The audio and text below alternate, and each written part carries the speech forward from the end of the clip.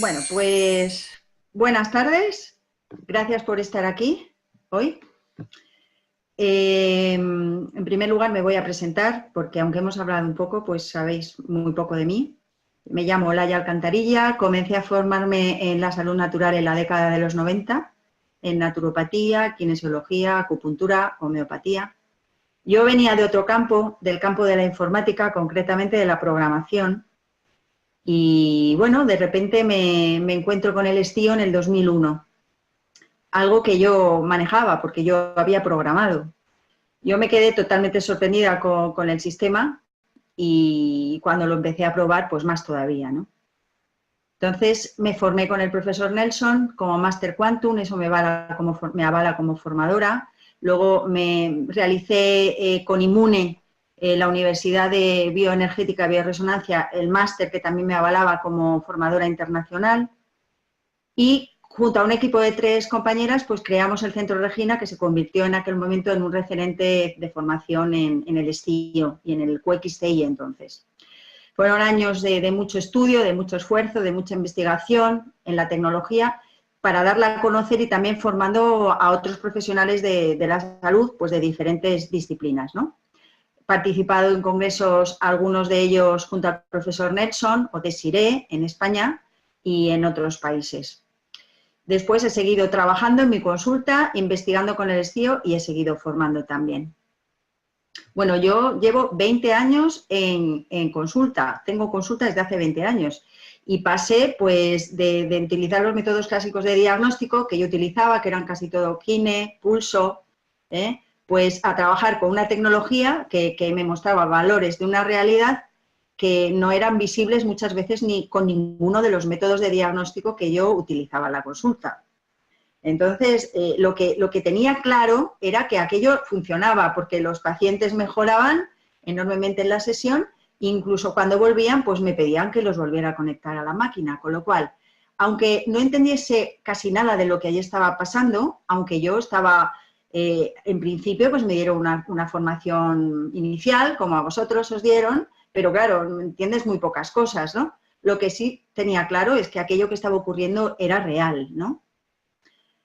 Entonces, bueno, esto os lo digo para que veáis que el estío para mí es más que un instrumento con el que puedo hacer pues, una terapia de acupuntura o una alineación de chakras o una terapia para regular metabolismo o una regeneración ósea o una terapia antidegenerativa, ¿no? Es como un compañero de trabajo, es como un compañero de investigación, de crecimiento profesional y personal, porque me ha obligado a preguntarme con cada paciente muchísimas cosas y mis propios conocimientos, me ha hecho cuestionármelos, ¿no? Y esto, claro, me ha obligado a buscar respuestas a preguntas, muchas preguntas, me imagino que vosotros también tendréis muchas, de las cuales pues aún algunas de ellas pues están por responder. Mi objetivo con esta conferencia es, bueno, introduciros en los fundamentos y en las bases de la tecnología estío-eductor.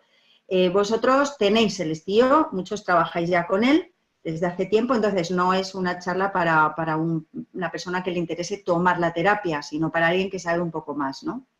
Es una charla para los usuarios. Tampoco es una formación, como le decía Mónica, sino que es pues una aproximación a estas peculiaridades, por decirlo de alguna manera, o características importantes que tiene este sistema, ¿no? Bueno, para hablar primero de las bases del estío, pues hay que empezar hablando de su historia. Su creador, William Nelson, ya habéis oído hablar todas de él, pues tras años de estudio y de investigación desarrolla su primer sistema de medición, principio de medición, que lo desarrolló en el año 82. Él lo registra en la FDA americana en el año 89 y empieza a comercializarlo en Estados Unidos.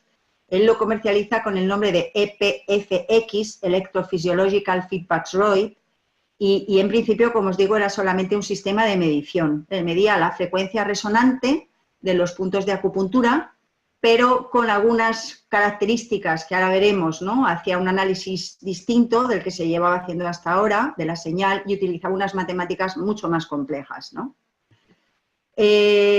Una vez que empieza a comercializar este sistema, pues él empieza ya a trabajar en el desarrollo de la segunda parte de su proyecto, que era pues crear un sistema que pudiera hacer regulaciones y después vincular los dos, estos dos módulos de trabajo en un solo sistema que pudiese medir y pudiese regular. En el año 93, la FDA le informa de que no le va a permitir registrar un sistema que haga las dos cosas a la vez. Con lo cual, él tiene que buscar apoyo fuera de Estados Unidos, lo encuentra en Hungría, ahí es donde desarrolla la última parte de su sistema y es donde vive desde entonces, ¿no? Entonces, el primer sistema, tal y como lo conocemos ahora, aunque a lo mejor no tan rápido y no tan avanzado, pero el primero que él registra, que es en el año 95, es el QXTI, que sus siglas son Quantum Xroid Consciousness Interface, y la mayor dificultad que él obtuvo, bueno, cuando yo empecé con el STIO estaba el QXTI y el STIO acababa de salir, hacía muy poquito. Entonces, él para crear el QXTI, que es el primer sistema, tiene que sortear una dificultad importante, y era que para poder interactuar con un organismo vivo, como el nuestro, y realizar regulaciones, pues necesitaba encontrar una forma de convertir los datos analógicos que capta del cuerpo humano, de un cuerpo vivo, en datos digitales. Y para eso necesitaba él un convertidor que encarecía muchísimo el sistema, ¿no? Entonces, él empieza a pensar y al final logra resolver este problema por medio de las matemáticas. Como iremos viendo, las matemáticas del STIO que utiliza nuestra tecnología son muy complejas y son la clave para mí de todo, ¿no? Bueno, entonces, quiero profundizar un poquito más en esto, ¿no? Las señales digitales y las señales analógicas. En la naturaleza, el conjunto de señales que percibimos son analógicas. Son señales que tienen una variación continua, no son concretas, se mueven constantemente. Por ejemplo, la luz, el sonido, la energía, cualquier onda electromagnética es analógica, ¿no? La luz, por ejemplo, se descompone en el arco iris y vemos que se realiza de una forma suave, no vemos que de repente el rojo pasa al naranja, es continuo esa variación, ¿no? Todos los fenómenos electromagnéticos, que son los que mide el STIO, generan este tipo de señales analógicas.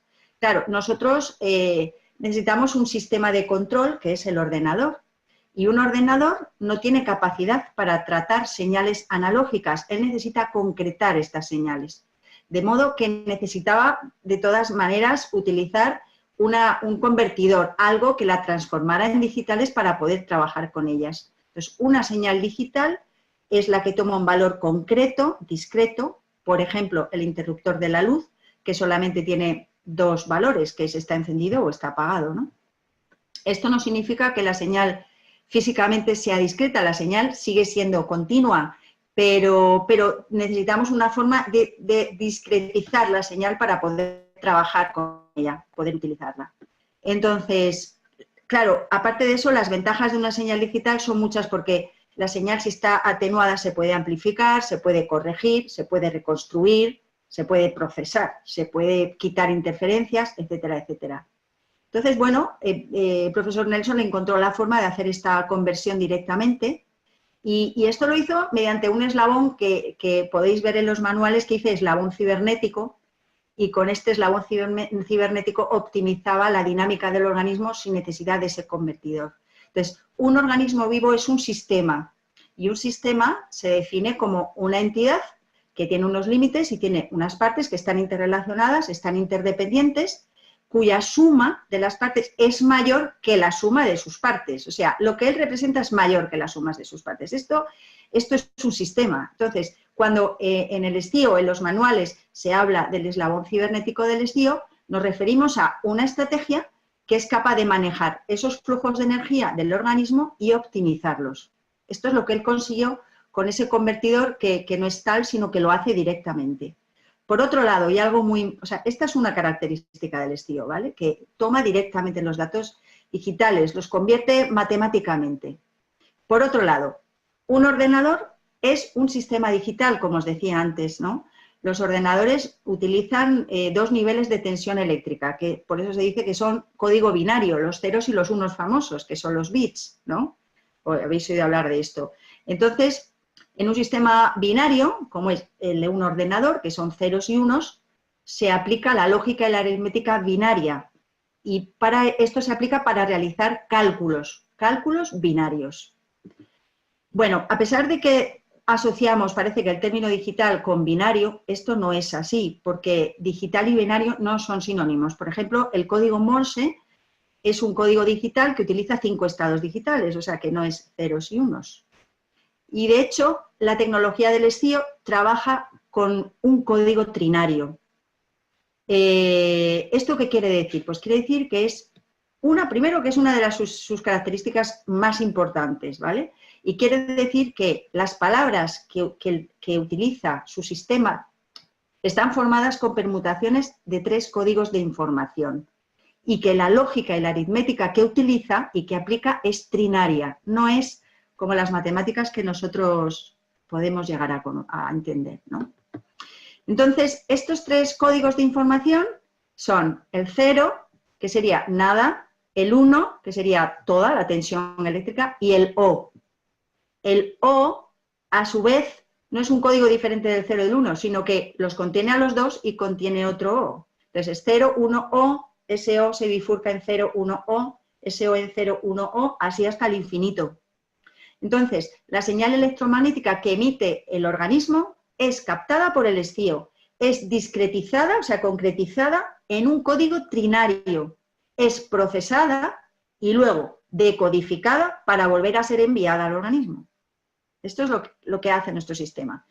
Bueno, en nuestro caso, esta señal es captada primero por el sistema y luego por el software del estío y luego es tratada por medio del microprocesador del ordenador. Es decir, que nuestro software corre sobre un sistema operativo, que es el del ordenador, que antes era Windows, ahora parece que también puede correr en el Mac. Y claro, ¿esto qué quiere decir? Pues que lo que quiere decir es que estos dos sistemas deben estar totalmente sincronizados. Los tiempos deben estar totalmente sincronizados porque él maneja datos a tiempo real. Entonces, os voy a sacar una pantalla, voy a compartir con vosotros una imagen que yo creo que os sonará. ¿Os suena esta imagen? Esta es una imagen este es el CLAPS del eductor, pero del eductor manejado por el estío, ¿vale? Veis que aquí arriba aparece una opción para sincronizar el overclock del software con el del ordenador. Esta opción es importante realizarla, sobre todo cuando empiezas a trabajar con un ordenador nuevo. Luego, cuando ya las has hecho varias veces, ya no hace falta porque se llega a una sincronización óptima. Pero es importante para que el sistema trabaje bien, trabaje de una forma adecuada, ¿vale? Entonces, esto que está ahí a veces no se utiliza, es importante utilizarlo. Vamos a dejar de aquí.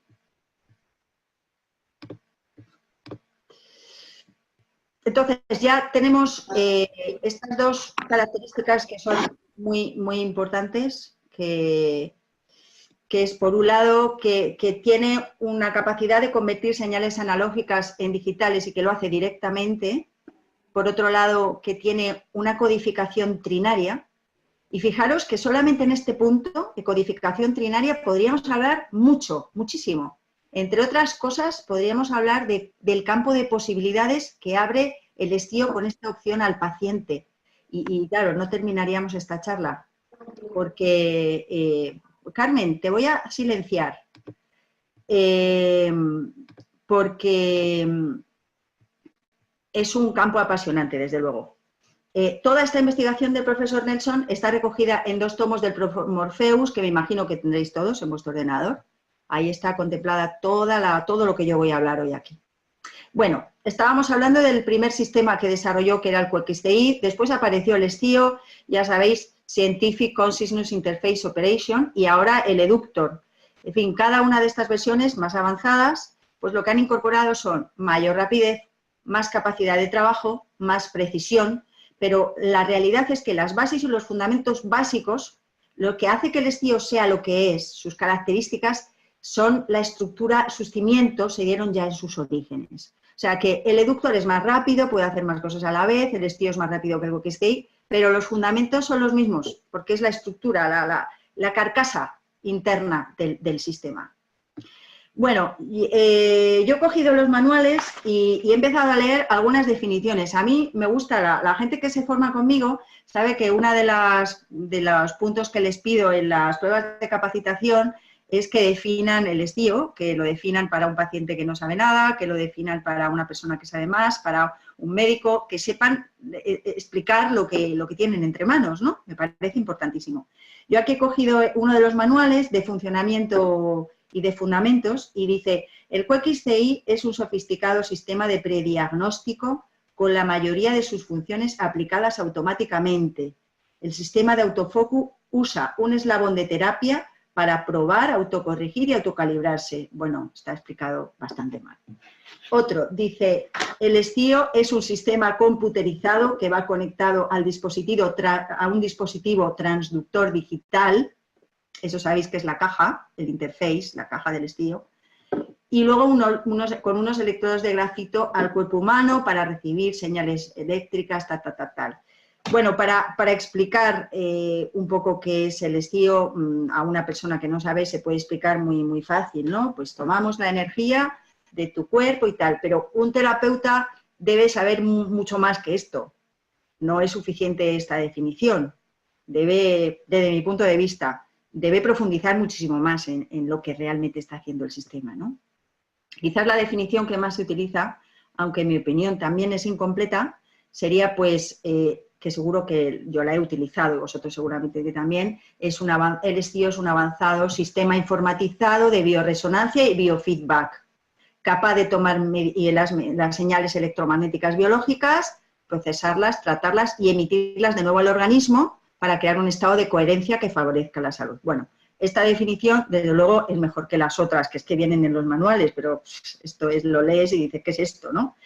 Pero también son insuficientes para mí. Entonces, me gustaría abordar un poco estos dos conceptos de los que normalmente decimos, ¿no? Es un sistema de bioresonancia y biofeedback, y abordarlos un poco para que veamos realmente qué tipo de bioresonancia utiliza el estío y qué tipo de biofeedback utiliza el estío. Bueno, todos sabemos que todo vibra, no voy a meterme mucho más ahí, pues ya sabemos que los átomos vibran por el movimiento constante de las partículas subatómicas que los forman, y además cuando los átomos se unen para formar una molécula, pues suman sus vibraciones a las vibraciones de los enlaces de esas moléculas, y esto hace que la molécula vibre de una forma específica. Yo he encontrado en Wikipedia una imagen que me ha gustado mucho, os la voy a poner. A ver, es esta de aquí. Fijaros, esta es la página de Wikipedia de vibración molecular. Esto de aquí es una molécula de metileno, que es un átomo de carbono y 2 de hidrógeno. Fijaros, estos átomos ya internamente están vibrando todo el tiempo, pero los enlaces que tienen estas moléculas se mueven de esta manera, se pueden mover, como dice, por tijereteo, por balanceo o por aleteo, y además puede ser simétrico o asimétrico. Y fijaros en este otro lado de la pantalla cómo se mueve la molécula. Se mueve todo el tiempo así, todo el tiempo está vibrando de esta forma.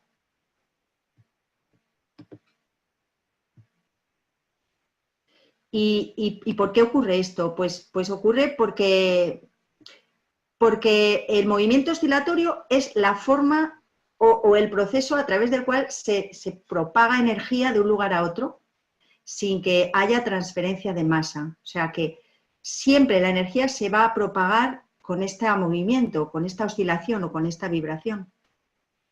Imaginaros, si solo nos detenemos en el movimiento molecular y ya vemos toda la oscilación que genera, pues imaginaros que cada partícula en cada átomo se está moviendo, cada átomo en cada molécula y cada molécula en un compuesto que vemos quieto. Lo vemos aquí, como esta mesa, pero esa mesa por dentro está todo el tiempo vibrando. Entonces, todo vibra y hay una magnitud para medir estas oscilaciones, que son oscilaciones por segundo, que es lo que se llama frecuencia. Entonces, todos los objetos y todos los materiales tienen una frecuencia, es decir, una vibración que los caracteriza, y esta se denomina o se llama frecuencia natural. O sea, todo cuerpo o todo sistema puede tener una o varias frecuencias características. Cuando una de estas frecuencias características alcanza el grado máximo de oscilación, se llama frecuencia resonante, que es lo que nosotros vamos a medir. Frecuencia resonante. Entonces, ¿qué quiere decir esto? Quiere decir que la frecuencia resonante se alcanza cuando un sistema es excitado a la vibración máxima posible de una de sus frecuencias naturales, ¿vale? Entonces, cuando dos cuerpos se encuentran en la misma frecuencia, entran en sintonía. ¿Esto qué quiere decir? Que empiezan a resonar. ¿Y qué quiere decir? Pues que empiezan a oscilar. Y su vibración va aumentando poco a poco, su amplitud poco a poco. Esto lo podemos ver, por ejemplo, con dos diapasones. Cuando ponemos dos diapasones cerca y pueden emitir un sonido de una frecuencia, de la misma frecuencia, y los colocamos al lado y hacemos vibrar al otro, pues el otro se vibra, ¿no? Lo habréis probado, vibra solo, emite sonido solo. Pues porque las ondas sonoras que genera ese presionan el aire y hacen que se mueva el segundo. Por ejemplo, también cuando una soprano canta y alcanza la frecuencia resonante de un vaso, por ejemplo de cristal, y la sostiene, la vibración del vaso puede llegar a destruirlo si es más fuerte que lo que el vaso puede aguantar, el material puede aguantar. Pues en un ser vivo ocurre lo mismo. Los átomos vibran, las moléculas se unen, los enlaces de las moléculas a estos movimientos, esas se unen, forman células, las células tejidos. Imaginaros cómo se va conformando así una verdadera red de vibraciones que son específicas para ese cuerpo en concreto, ¿no? Pero claro, solo podemos tener una acción curativa directa si la vibración que emitimos entra con precisión con esa resonancia, en resonancia con el cuerpo. Además, para que esto ocurra y sea curativo, debe tener unas características, debe situarse en determinadas bandas de amplitud para que sea seguro y sea preciso y no tenga efectos secundarios. ¿Y qué vibración va a entrar más en resonancia con mayor precisión con un cuerpo que su propia vibración? Pues ninguna. Este es el principio de bioresonancia. Entonces la bioresonancia se empieza a desarrollar pues, a mediados del siglo XX, cuando empieza a aparecer aparatología que puede medir emanaciones electromagnéticas, y aparece como una nueva teoría de la salud, en el que se llama la teoría vibratoria de la enfermedad, en el que dicen pues, que tanto el fenómeno vital como la enfermedad o el patológico dependen del estado vibratorio de la materia viviente, ¿vale? Esto empieza a entrar ahí y numerosos científicos, inventores empiezan a participar dentro de esta nueva visión a crear pues, sistemas, aparatos que desarrollen esta teoría. Bueno, muchos de estos habrán influido en la creación del STIO y del eductor, pero desde luego a mí me parece que los más importantes son el doctor Boll, que en los años 50 empezó a aplicar impulsos eléctricos trabajando con acupuntura y acoplando electrodos a las agujas, y él creó un sistema que podía medir, podía diagnosticar, pero a través de la medicina china y tomando mediciones en los puntos de acupuntura, ¿no? Y después siguió sus pasos el doctor Franz Morel, que es el que da nombre a la técnica bioresonancia o la terapia de bioresonancia. Él era un experto en la electroacupuntura de Boll y empezó primero a experimentar con sustancias curativas en los puntos de acupuntura. Mostraba la sustancia y veía el efecto que producía en el sistema energético del paciente. Y además él descubrió una cosa muy importante, descubrió que la emisión electromagnética de un ser humano tenía diferenciadas dos tipos diferentes de ondas y las describió como ondas armónicas o fisiológicas y ondas disarmónicas o patológicas. Entonces decía que ambas convivían juntas en el campo, pero que se podía valorar la salud de una persona por la cantidad de emisión armónica o disarmónica, ¿no?, que había en ese campo. Entonces, en el año 77, él va mucho más allá y decide experimentar con la propia emisión electromagnética de sus pacientes. Hasta el momento había probado, había estado utilizando la de sustancias. Y él pensó que quizás obtendría pues, mejores resultados si obtenía esa vibración y desde luego no se equivocó.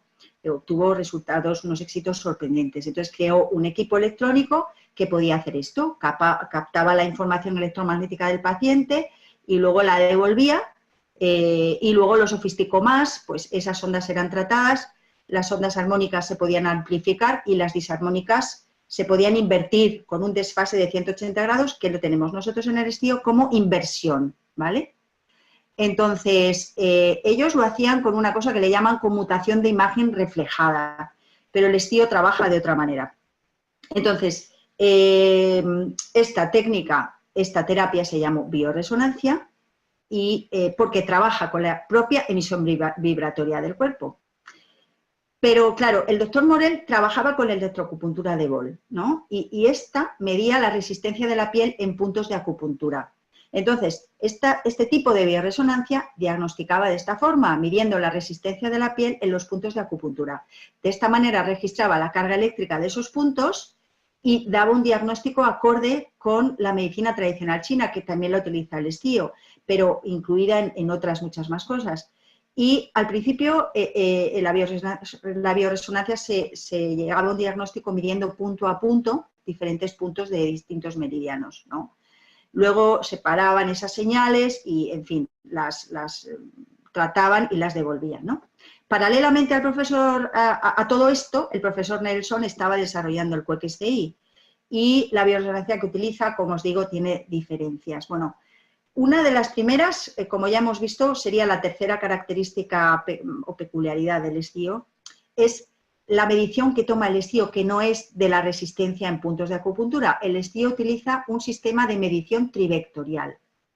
Es decir, toma la medición de 3 vectores, voltaje, amperaje y resistencia, y a partir de estas 3 magnitudes realiza cálculos matemáticos para obtener todos los datos del Bar-Hop, es decir, reactancia, inductancia, capacitancia, todo esto y muchos más datos que nosotros no vemos ni conocemos, ¿no?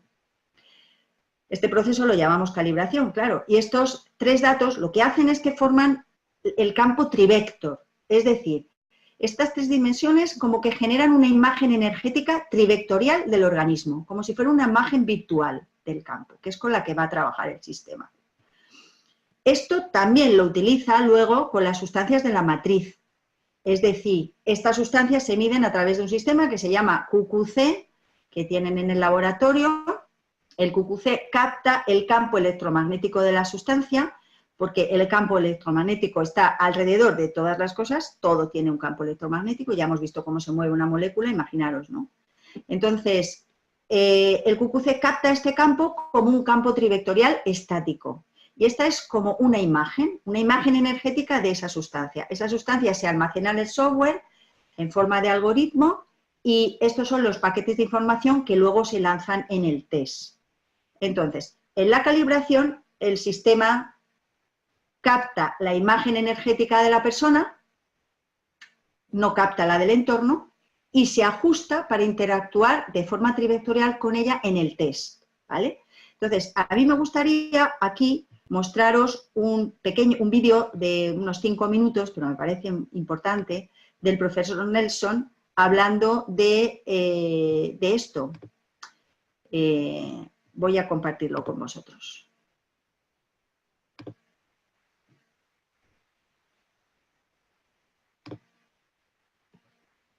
We talk a lot about the trivector. Let's just explain that a little bit more.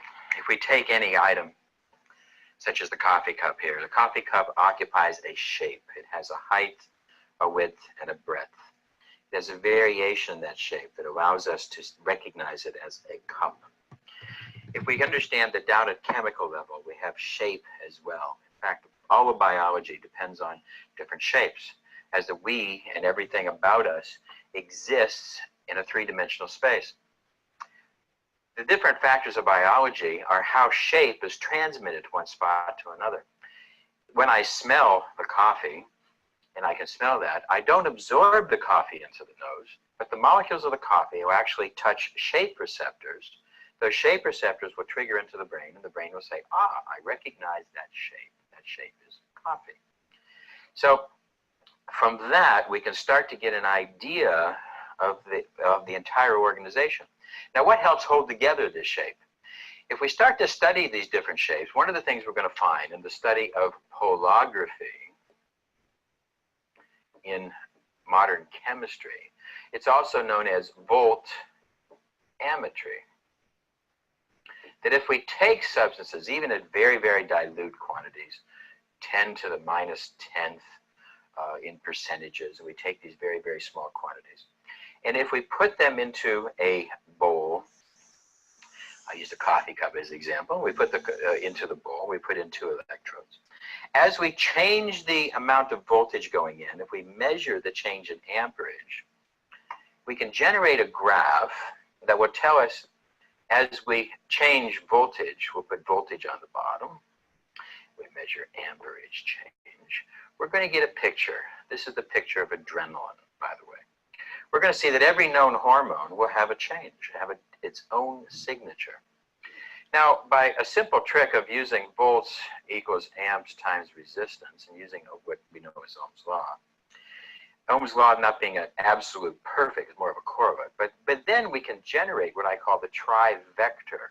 If we measure the items, if we measure their voltage, amperage, and resistance capacities when we do exactly the same test, we can see that a 3-dimensional shape, an electrical process that helps to hold that shape, will manifest as we take the different homeopathics of every known classical homeopathic, all different types of enzymes, minerals, hormones, etc., vitamins, and we measure them. We can see that they all have very interesting electrical signatures, and the electrical signatures is a trivector.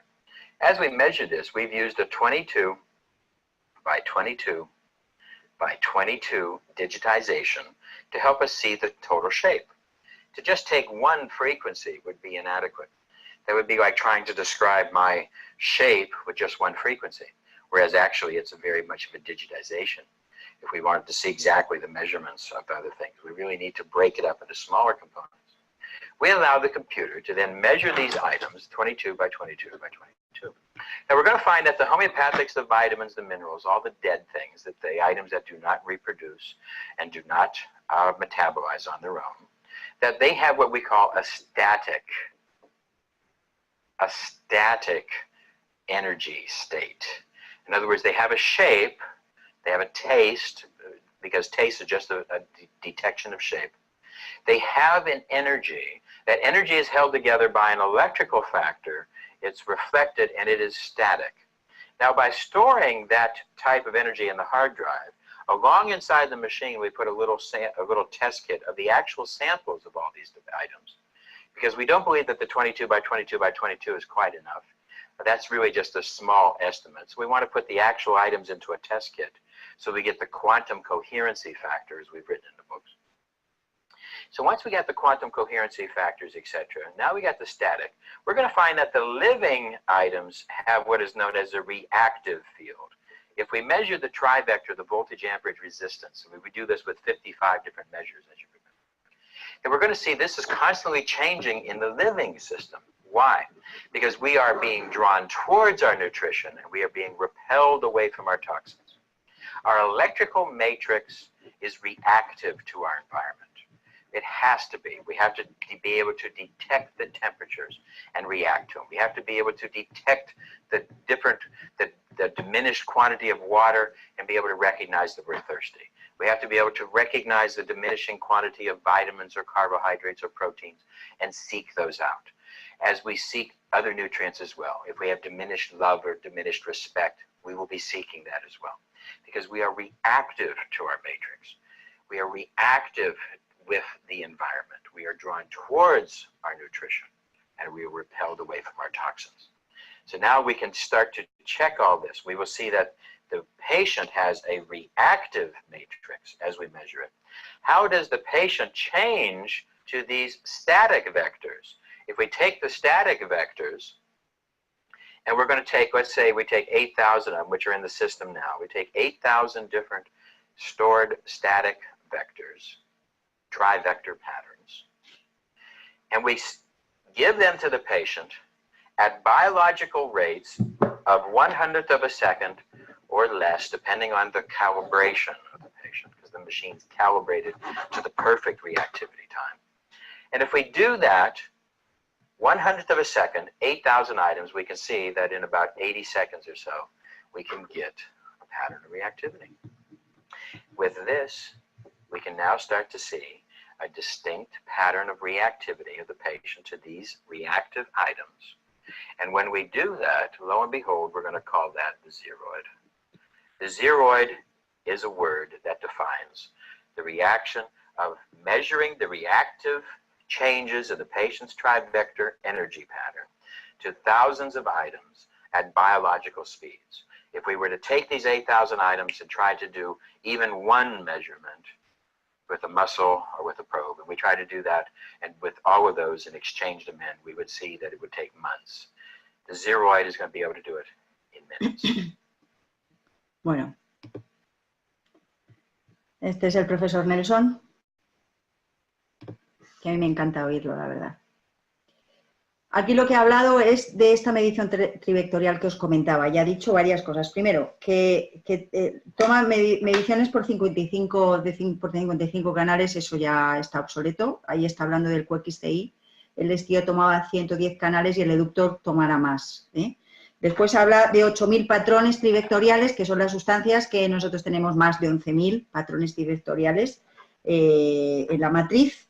Y como veis, habla de cómo capta la imagen energética estática de esa sustancia y luego introduce en ella la coherencia cuántica que ha medido con todo lo que el sistema trae en todos sus cálculos matemáticos, como ahora veremos.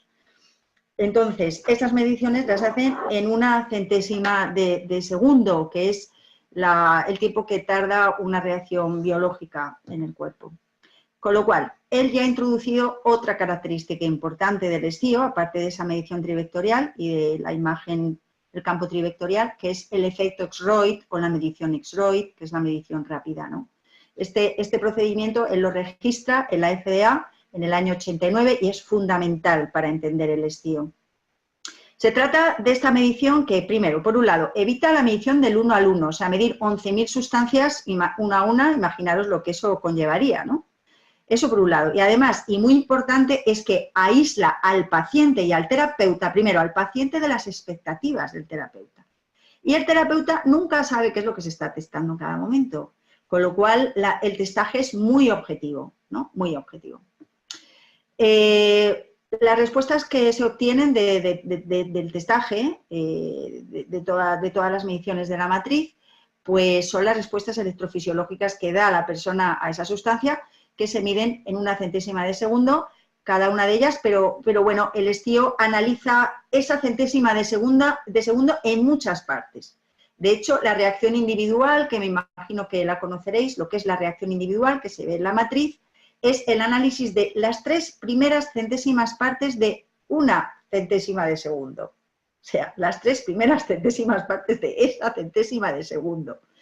Bueno, está claro que lo que está reaccionando ahí es el inconsciente, ¿no? Es el inconsciente que nosotros en el estío no le llama inconsciente, le llama superconsciente, pero es él el que responde a esos 11.000 paquetes de información en poquísimo tiempo, 3 minutos, y ahora creo que el Eductor casi está más ajustado y es más rápido.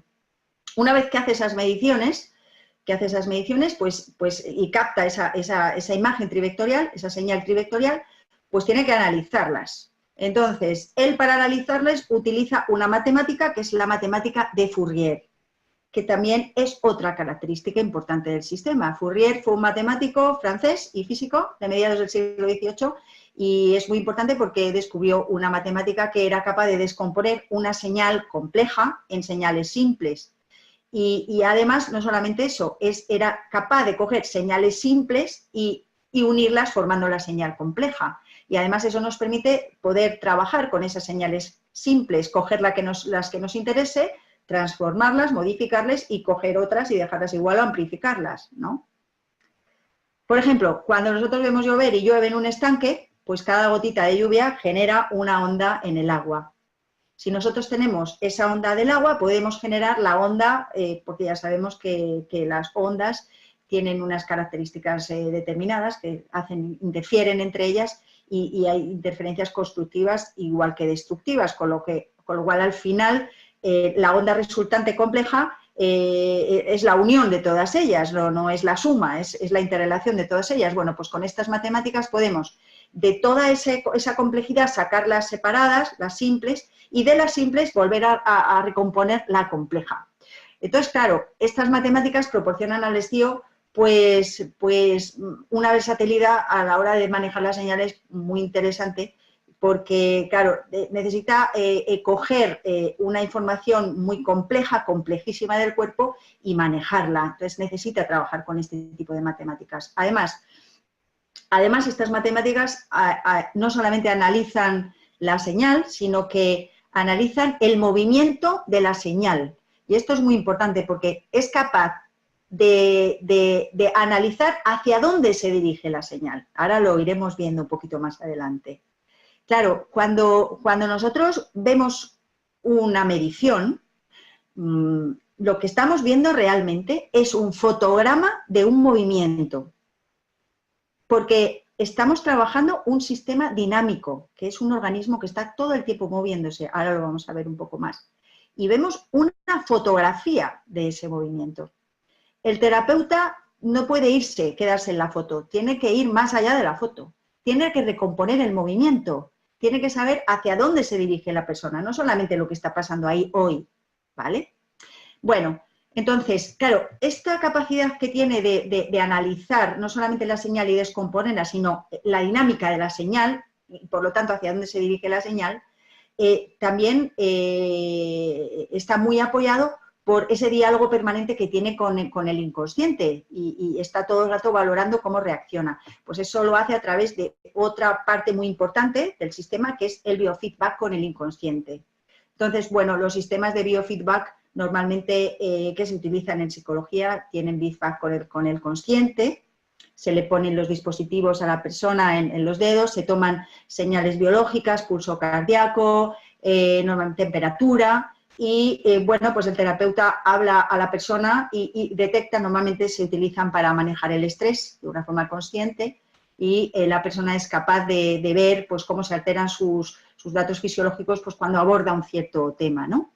Y, claro, aprende él solo con sus técnicas, viendo cómo esas señales se alteran, a volver a controlarlas de una forma más eficaz con este sistema de retroalimentación consciente. Pero claro, el STIO utiliza un sistema de biofeedback con el inconsciente, es decir, con lo que llamamos la mente no verbal, no con la mente verbal. Lo que hace es establecer este diálogo con el campo electromagnético de la persona, es decir, con la mente no verbal. Claro, el inconsciente es un estado de la mente que está como oculto, en el que se guardan pues, las sensaciones, los recuerdos ocultos, y si habláramos de la mente al completo, pues el inconsciente, el consciente sería la punta de un iceberg y el inconsciente sería el resto, ¿no? Bueno, en la filosofía del STIO, el inconsciente es muy consciente, por eso lo llama superconsciente, pero aquí hablaríamos de atención biológica, que es algo muy importante en la terapia. O sea, para poder ser eficaces tiene que haber atención biológica, y atención biológica por parte del inconsciente, ¿eh? Pero eso lo abordaremos en otro momento. El tema es que el STIO dialoga con este superconsciente, por eso STIO, ya sabéis, significa yo sé. Y a través de este sistema de biofeedback con el inconsciente, pues llega a establecer un reajuste constante. Y creo que tienes el teléfono abierto, te voy a silenciar. Un reajuste constante, perdonad, y fijaros que el reajuste que hace lo hace en una 2.000ª parte de segundo. O sea, es que cada 2.000ª de segundo él está haciendo un reajuste y está ajustando la terapia en el mismo momento de la terapia. O sea, reajustando constantemente. Gracias a esto tiene unas cualidades que nos aporta a nosotros algo muy importante, y es que tiene un autofocus, quiere decir que él mismo se focaliza en el área de acción concreta dentro de la terapia que estamos realizando, y luego además también se reajusta en cuanto al colorido, es decir, la intensidad, la amplitud de la onda, incluso la onda de forma que debe utilizar. También en el tiempo, tenemos muchas terapias que son autofocus en el tiempo, incluso en el tipo de trabajo. Eso cuando estamos trabajando y se nos abre el panel del STIO is working, vemos el tipo de onda que está utilizando y el tipo de trabajo que está haciendo, ¿no? Ese es por el autofocus, y eso es gracias al sistema de biofeedback con el inconsciente. Bueno, y hablando del inconsciente, también me gustaría compartir con vosotros una página del manual que, a ver, voy a compartir aquí.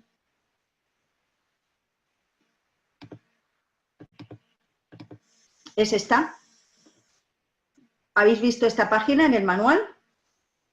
Bueno, aquí es donde habla de el sistema, lo que se llama el sistema tripartito de la terapéutica con el estío. Por un lado tenemos al terapeuta, que somos nosotros, que está aquí.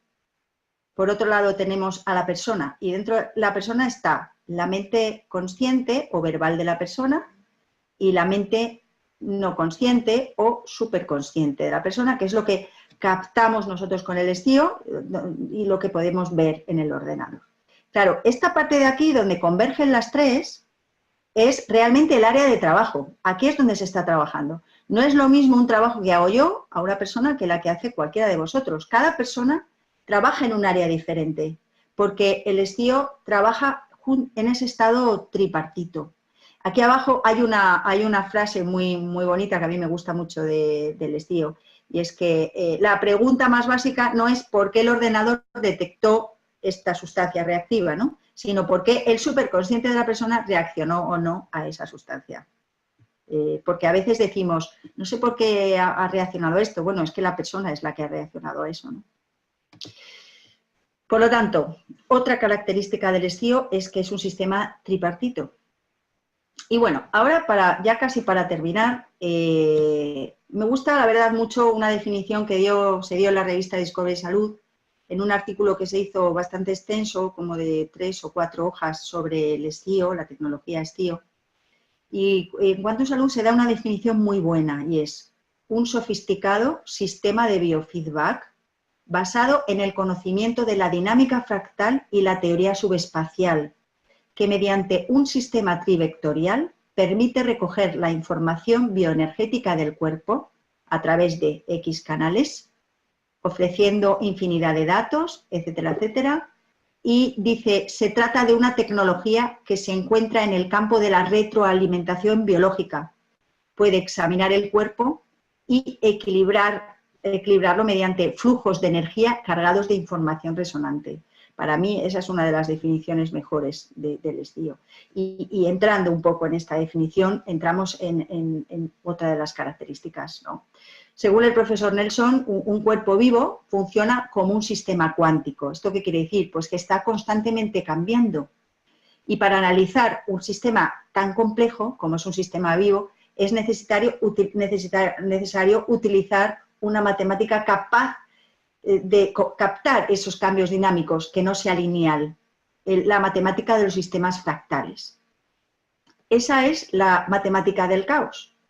Bueno, los fractales son unas figuras geométricas en el Quantum aparecen muchos dibujos de fractal.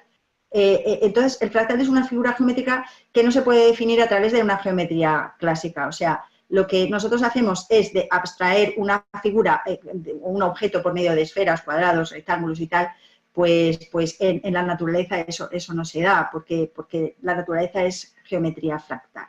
Entonces, esta geometría va siempre unida a un movimiento, y ese movimiento es el que se define en la matemática del caos. Entonces, una figura fractal se define como objetos con una geometría que se genera de forma recursiva todo el tiempo y que en su movimiento va creando objetos similares a gran escala o pequeña escala, uno dentro del otro, etcétera, etcétera. Y esas copias son iguales al todo, con la misma forma, pero diferentes tamaños y además fraccionados, ¿no? Bueno, fijaros que dicen que el desarrollo científico del siglo XX va a pasar a la historia por 3 descubrimientos científicos. Una es la teoría de la relatividad de Einstein, otra es la mecánica cuántica y la otra es la teoría del caos. Es considerada la tercera gran revolución científica de este siglo, imaginaros. Esta teoría afirma pues, que toda la belleza de la naturaleza, con su enorme polimorfismo, no está sujeta a leyes complejas, sino que son procedimientos muy simples, pero no son lineales. Por ejemplo, una molécula de agua es muy simple, pero si se congela y se une con otras moléculas, pues da origen a formas muy complejas de cristales de nieve en el que nunca un cristal es exactamente igual al otro. Entonces, la naturaleza se comporta de manera no lineal y hasta hace muy poco no existía un método matemático para estudiar esto. La matemática clásica pues es lineal, es estática, y la geometría fractal no puede, obedece a la matemática dinámica, que está en movimiento, que está constantemente fluyendo, ¿no? Esto, fijaros, la ciencia del caos se desarrolló en la década de los 60 y se desarrolló sobre variaciones climáticas de la Tierra. Entonces, así se descubrió el llamado fenómeno de la mariposa, y como sabréis, la mariposa es el gran signo del estío, según el cual, pues, un suave aleteo de una mariposa en China puede influir en el clima de los Estados Unidos provocando un huracán. El símbolo de la mariposa marca el estío y es una de sus grandes características. Pues este fenómeno, ¿qué nos dice? Pues nos dice que todo sistema dinámico, como somos nosotros, no lineales, no previsibles, como es la naturaleza, puede aparecer el caos en cualquier momento. Por ejemplo, hay un refrán que cualquier pequeño detalle, ¿no? Hay un refrán que refleja esta filosofía. Dice, por un clavo se perdió la herradura, por una herradura se perdió el caballo, por un caballo se perdió el jinete y por un jinete se perdió la batalla y por una batalla se perdió el imperio. Esto refleja la teoría del caos. Entonces, nuestro organismo es un sistema caótico en el que cada instante se modifica la situación anterior. Y en el estío se utilizan estos cálculos matemáticos, primero, para obtener la dinámica del organismo, como os decía antes, es decir, poder predecir con mayor probabilidad hacia dónde se dirige la realidad de la persona, después incluso de la medición. Entonces, hay tantas variables que es imposible predecir. Solamente con este tipo de matemática podemos llegar a acotar esas probabilidades.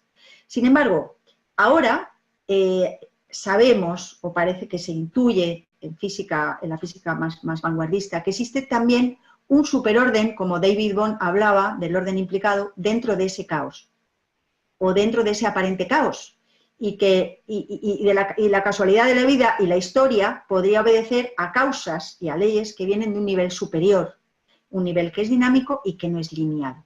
Y esta es la última característica del estío de la que os quiero hablar, que es el subespacio. El subespacio, ¿qué es el subespacio? ¿No? Todos hablamos de que el estío se mueve en el subespacio. Pues la teoría subespacial maneja la matemática vectorial, o de espacios o subespacios vectoriales, y esta está incorporada en el estío. Y de esta forma podemos trabajar con él planos polimórficos, actuar en diferentes realidades, en diferentes tiempos de la persona, y trabajar incluso también a distancia. He extraído algunos párrafos de este tema, y ya con esto voy a cerrar casi, sobre este tema, de uno de los textos de la Biblioteca del Estío, que es el subespacio, que me imagino que todos tenéis, que es el subespacio, porque es que los quiero leer. Entonces, dice, la teoría subespacial, dice, los matemáticos describen el subespacio como una composición multidimensional de posible espacio geográfico superimpuesto e inferior a nuestro universo. Feynman describió el fotón como entrando y saliendo de este subespacio constantemente.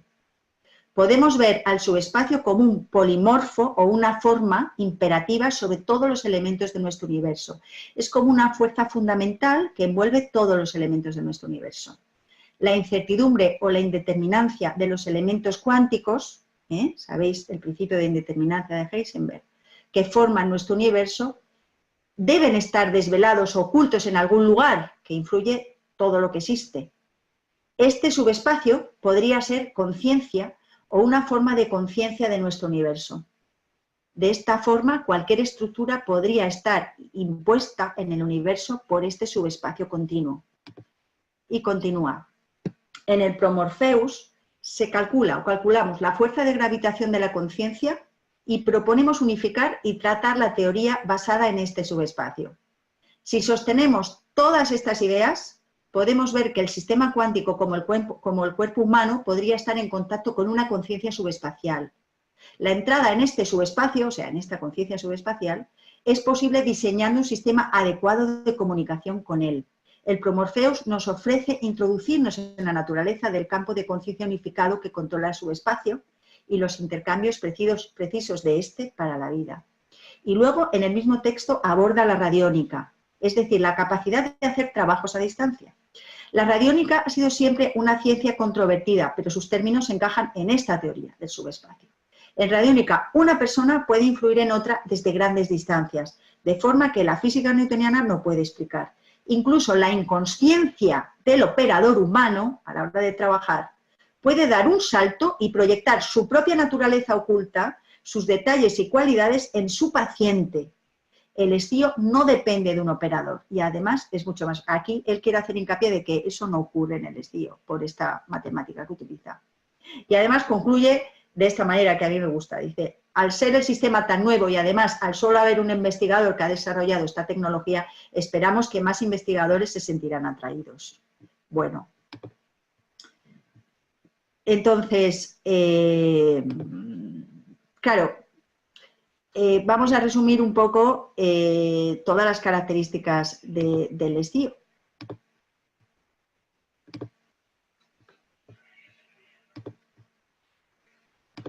Primero, no utiliza un convertidor de señales analógicas en digitales, lo hace directamente. Después, utiliza un sistema de codificación de señales trinario. Después, un sistema de medición trivectorial, la imagen trivectorial. El efecto Schroid de medición rápida. Análisis de Fourier, las ondas complejas. Sistema de biofeedback con el inconsciente o con el superconsciente. Sistema tripartito. Matemática del caos o dinámica fractal, el efecto mariposa. La teoría del subespacio y la matemática vectorial. Y claro, todo esto que es el fondo, el fundamento, todo lo que está dentro del sistema, viene amparado por una filosofía de trabajo, que es lo que se llama la filosofía Nelson. Si la filosofía Nelson la vemos en el estío, por ejemplo, en este caso, esta es la última pantalla, la pantalla de cierre, imagino que la conocéis todos. La medicina Nelson habla de la educación importantísima parte de la educación en un trabajo, hay que educar a la persona, los hábitos deben cambiar, etcétera, etcétera, debe tomar responsabilidad con su problema para que se produzca un cambio, debe ser consciente, debe poner atención en ese problema. Y luego habría en cada sesión que trabajar, pues reducir las causas de la enfermedad, trabajar los órganos más afectados, desbloquear el flujo, reducir los síntomas, pero esto para él no es tan importante, o sea, es importante, pero lo contempla más a largo plazo, lo importante son las primeras, y luego trabajar la constitución, ¿no? Esta sería lo que la filosofía Nelson. Y bueno, con esta última diapositiva termino un poco.